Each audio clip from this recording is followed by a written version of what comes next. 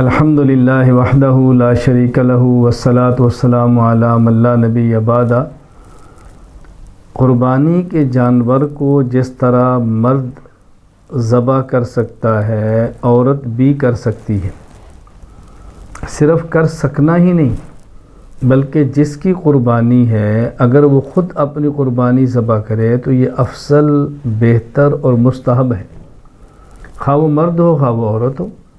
تو جس عورت نے قربانی کرنی ہے وہ قربانی کے اپنے جانور کو خود ذبح کرے تو یہ بہتر ہے، افضل ہے۔ صحیح بخاری میں حدیث پاک موجود ہے، حضرت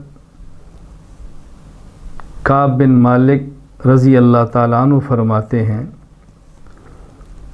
ایک عورت نے بکری کو ذبح کیا تو حضور اکرم صلی اللہ علیہ وسلم سے اس کے بارے میں پوچھا گیا، ان امرأۃ ذبحت شاۃ بحجر فسئل النبی صلی اللہ علیہ وسلم عن ذلک فامر باکلھا، تو آپ نے حکم دیا کہ اس کو کھا لیا جائے، آپ نے اجازت دی کہ اس کو کھا لو۔ تو رسول اکرم صلی اللہ علیہ وسلم کی صحابیہ جانور کو ذبح کرتی ہے، رسول اکرم صلی اللہ علیہ وسلم اس کو کھانے کی اجازت دیتے ہیں۔ یہاں تو معاملہ ہے کہ عورت نے ذبح کیا ہے اور رسول اکرم صلی اللہ علیہ وسلم سے پوچھا گیا ہے اور آپ نے اس کے گوشت کھانے کی اجازت دی ہے، جبکہ صحیح بخاری میں موجود ہے حضرت ابو موسیٰ اشعری رضی اللہ تعالیٰ عنہ کے بارے میں، وَأَمَرَ ابو موسیٰ رضی اللہ عنہ بناتہ ان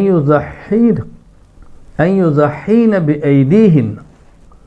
حضرت ابو موسیٰ اشعری رضی اللہ تعالیٰ عنہ اپنی بیٹیوں کو حکم فرمایا کرتے کہ وہ اپنے ہاتھ سے ذبح کریں۔ صحابی کا اپنی بیٹیوں کو حکم دینا، سبحان اللہ، اس سے بڑھ کر اور دلیل کیا ہو سکتی ہے؟ اس لیے عورت بھی اپنی قربانی کے جانور ذبح کرے تو بہتر ہے، اس کا رواج ڈالنا چاہیے، اس کو معمول میں لانا چاہیے۔